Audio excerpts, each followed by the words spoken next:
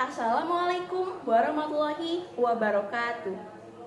Salam sejahtera bagi kita semua.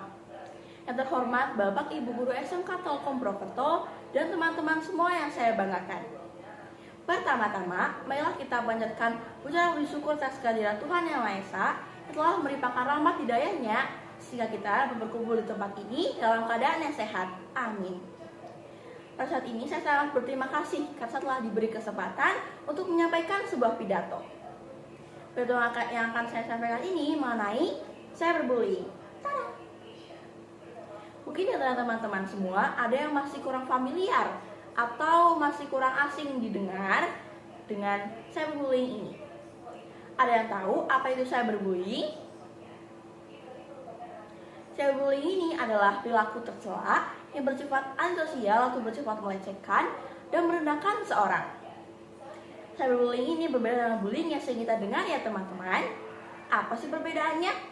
Perbedaannya kalau cyberbullying ini adalah perilaku yang bersifat antisosial atau bersifat melecehkan melalui perkataan. Sedangkan bullying ini merupakan perilaku antisosial yang bersifat kontak langsung pada korban atau kekerasan pada fisik si korban. Jadi kalau bullying ini pelaku dan juga korban saling bertemu, kemudian terjadi perselisihan atau pertengkaran hingga berujung kekerasan fisik pada si korban. Sedangkan cyberbullying ini hanya melalui perkataan, tetapi kedua-dua ini tidak boleh dilakukan ya teman-teman.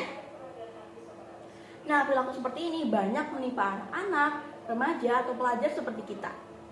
Contohnya melalui sosial media atau jenisnya, yang bertujuan untuk mengganggu, memalukan, serta mengintimidasi seseorang. Bentuknya macam-macam, mulai dari memposting foto-foto yang memalukan si korban, menyebarluaskan isu yang tidak benar, serta ancaman hingga bentuk kekerasan.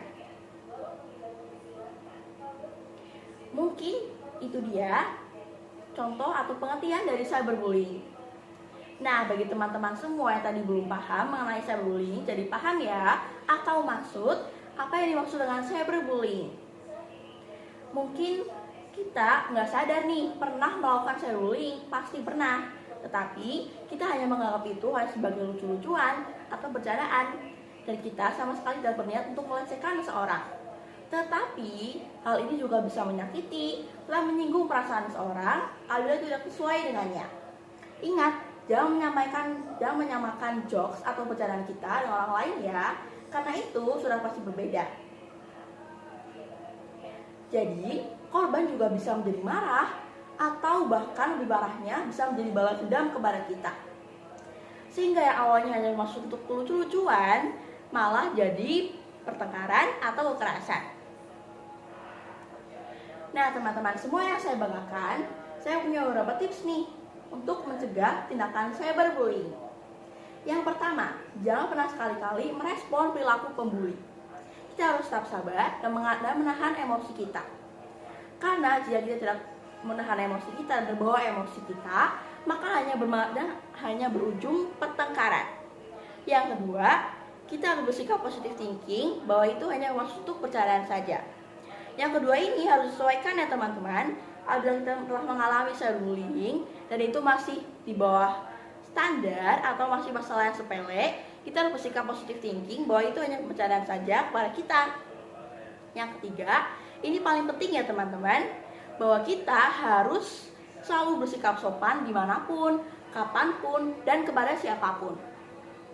Karena hal-hal kecil seperti membicarakan seorang, bergibah, atau lebih parahnya lagi, memfitnah seorang, malah justru meningkatkan resiko korban cyberbullying.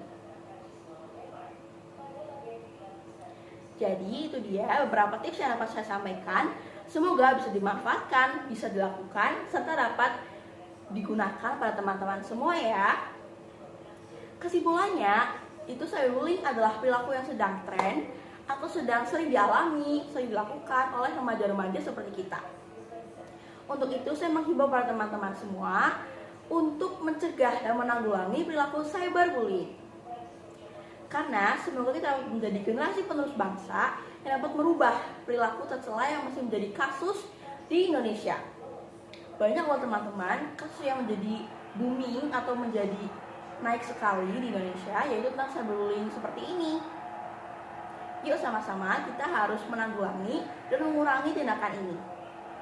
Dan semoga kedepannya Indonesia menjadi generasi dan juga menjadi negara yang dapat lebih baik lagi serta tidak ada kasus cyberbullying seperti ini. Nah teman-teman semua, sepertinya sudah lama saya berpidato. Semoga apa yang dapat saya sampaikan dari awal hingga beberapa tips yang dapat saya sampaikan, semoga dapat dimanfaatkan, dapat berguna bagi teman-teman semua. Saya juga memaaf sebesar-besarnya pada teman-teman semua apabila ada kata-kata yang sangat menyinggung atau tidak berkenan bagi teman-teman semua. Karena apabila ada kata-kata saya yang kurang berkenan di hati teman-teman semua, saya juga telah melakukan cyberbullying. Sekian dari saya, semoga bermanfaat. Sampai jumpa dan wassalamualaikum.